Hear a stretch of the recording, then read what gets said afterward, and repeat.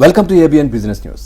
Paytm కు కష్టాలు కొనసాగుతూనే ఉన్నాయి. తాజాగా జాతీయ రహదారుల ప్రాధికార సంస్థ తరపున టోల్ రుసుము వసూలు చేసే భారతీయ రహదారుల నిర్వహణ కంపెనీ ఫాస్టాగ్ జారీ చేసే అధీకృత బ్యాంకుల జాబితా నుంచి పేటీఎం పేమెంట్స్ బ్యాంకును తొలగించింది. ఇక ఎలాంటి ఇబ్బందులు లేకుండా ప్రయాణం కొనసాగించడం కోసం తాము పేర్కొన్న బ్యాంకుల నుంచే ఫాస్టాగ్లు కొనుగోలు చేయాలని యూజర్లకు సూచించింది. IHMCL పేర్కొన్న జాబితాలో Airtel payments bank, Allahabad bank, bank of Baroda, HDFC bank, ICICI bank, IDBI bank, Punjab national bank, SBI, Yes bank తో సహా మొత్తం 32 బ్యాంకులు ఉన్నాయి. దాంట్లో PPBL మాత్రం లేదు. ఫిబ్రవరి 29 తర్వాత వినియోగదారుల ఖాతాలు, వాలెట్లు, ఫాస్టాగ్లలో డిపాజిట్లు, టాప్అప్లు స్వీకరించొద్దని PPBL ను RBI ఆదేశించింది. అయితే ఆయా ఖాతాల్లో ఇప్పటి వరకు ఉన్న సొమ్మును మాత్రం అది అయిపోయేంత వరకు ఉపయోగించుకోవచ్చునని స్పష్టం చేసింది. RBI ఆంక్షల నేపథ్యంలోనే IHMCL తాజా మార్పులు చేసినట్లు తెలుస్తోంది. మరోవైపు ఫాస్టాగ్ యూజర్లంతా RBI మార్గదర్శకాల ప్రకారం తమ KYC ప్రక్రియను పూర్తి చేయాలని HMCL సూచించింది.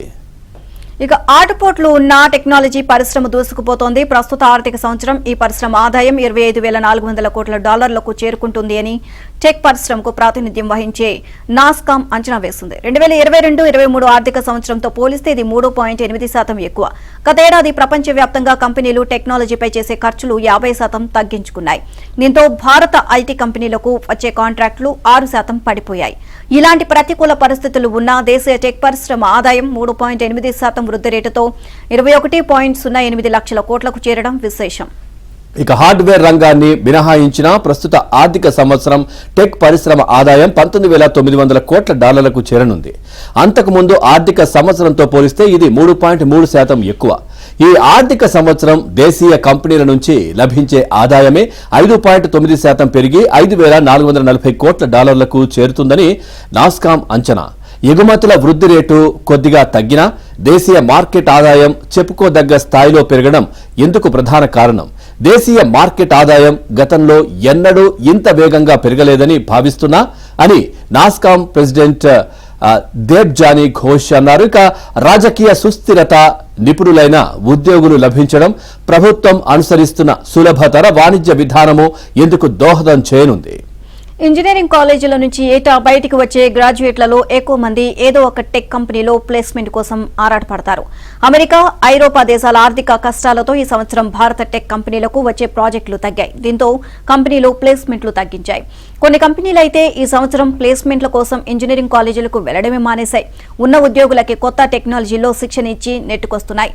ఇన్ని సమస్యలు ఉన్న ఈ ఆర్థిక సంవత్సరం దేశీయ టెక్ కంపెనీలు 60,000 మంది ఉద్యోగులను తీసుకుంటాయని నాస్కామ్ అంచనా. దీంతో దేశీయ టెక్ పరిశ్రమలో పనిచేస్తున్న ఉద్యోగుల సంఖ్య ఈ ఆర్థిక సంవత్సరం చివరికి 54.3 లక్షలకు చేరనుంది. MNCలో భారత్లో ఏర్పాటు చేస్తున్న గ్లోబల్ క్యాపబిలిటీ సెంటర్లు GCC ఇందుకు తోడ్పడతాయి అని ఘోష్ తెలియజేశారు. ప్రస్తుతం టెక్ కంపెనీల్లో కొనసాగుతున్న ఉద్యోగుల తీసివేతలపైన నాస్కామ్ చీఫ్ ఘోష్ స్పందించారు. కోవిడ్ సమయంలో అవసరానికి మించి ఉద్యోగులను తీసుకున్నందున ఇప్పుడు ప్రాజెక్టులు లేకపోవడంతో కంపెనీలు వారిని తొలగిస్తున్నారు. ఇది దిద్దుబాటు మాత్రమే తప్ప తీసివేతలు కాదన్నారు.